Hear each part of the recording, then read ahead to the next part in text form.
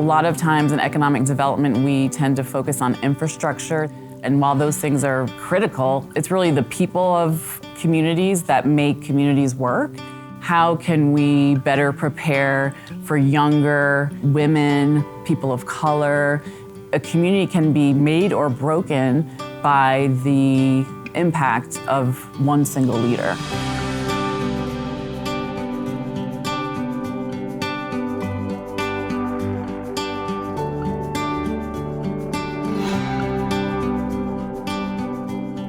The Wheelwright Foundation mission statement is breaking the barriers to recovery from addiction. So we want to take down those walls that make you feel like you're not worthy, that you can't get a job, that you'll never get your driver's license back because of your actions when you've been addicted. So those are the barriers we feel like are the biggest obstacles for people to be able to take that next step and be successful. After Will passed away, we knew we wanted to do something. We had no idea. It's not like we had a 5-year strategic plan ready to go in place. We just started taking that first step. Appalachian Regional Commission has played a huge part in the leadership that I had to learn very quickly to be able to run a nonprofit that's growing at the pace the Wheelwright Foundation is. Through their Leadership Institute that I applied for the inaugural class in 2019 and was accepted, 40 fellows were accepted across the 13-state region. When I started the process and went through the Institute, I realized how important of a role it played for the role that I am presently in now. The process of going through a pretty stringent application to be able to be accepted was a big accomplishment.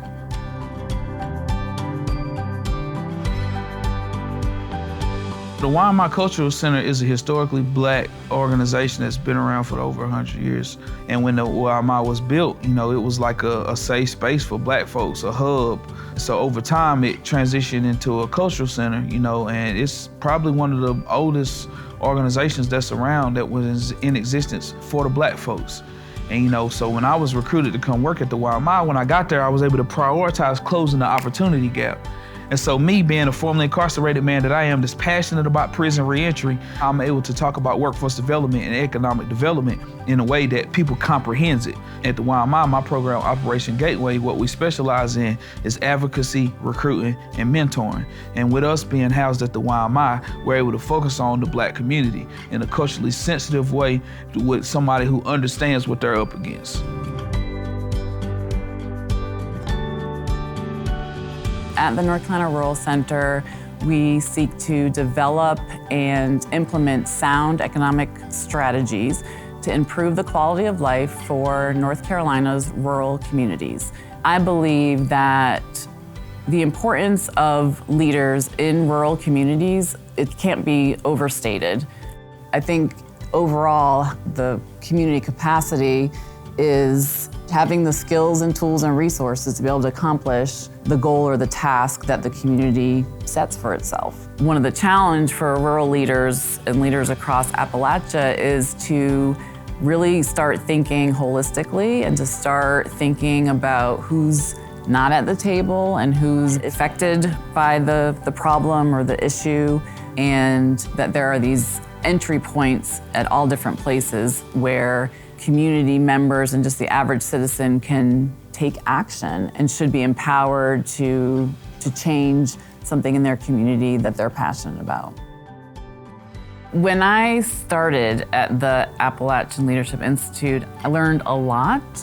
I really appreciate and value the life experiences that the fellows brought into the room, like from generations and generations of living in Appalachia. And as we worked in our small kind of project teams, I could see the wheels turning and like these solutions that we were creating in a room together for like real world problems.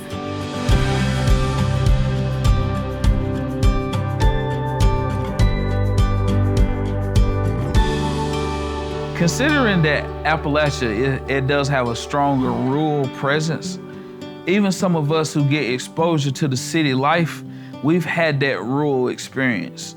And a lot of times, my family, all my family got a strong work ethic. That's one of the things I remember when I was in the Appalachian Leadership Institute. Somebody said something about, the folks in Appalachia got a strong work ethic. I was like, hey, man, brother. Because that's what we do. We understand that we got to work hard, because where we come from, we get taught to work hard. No matter what you do, work hard at it. Don't be playing around.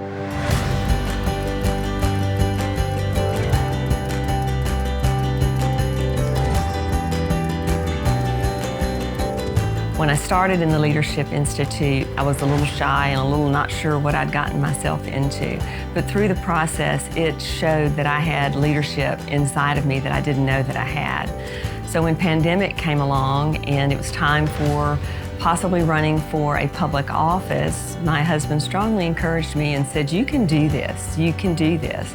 And through the development, through the Appalachian Leadership Institute, just showed me the tools and gave me the tools that I needed to be able to do that. So I did run for Trussville City Council and I did win. There's a couple things from the Leadership Institute that stuck with me.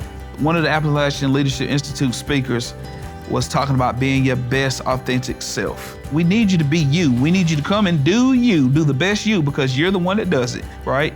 So when I heard him say, be your best authentic self, it solidified my role here. Whether I talk like everybody else, whether I dress like everybody else, whether I got a master's degree or not, I belong here based off of what it is that I bring to the table, and people need me to be my best authentic self. I just learned so much by engaging people that had very different political or social views than I had. Even though we're in a seemingly divisive time, we all have these same kind of end goals, things that we want for our communities, for Appalachia. We might have different strategies of how to get there, but let's focus on that end goal and let's see what we need to do to compromise so that we can get there and so that our communities at the end of the day improve. This is where we're from, and we need to thrive off our identity and what our strengths are. We need to be proud Appalachians, because whenever we're proud about where we're coming from, we take ownership to where we come from, and we want to invest authentically in solutions. We don't need people who ain't authentically, genuinely concerned for the area to lead the charges. We need people who are vested, who believe, who got roots, who don't judge to be leading these efforts, because we got work to do.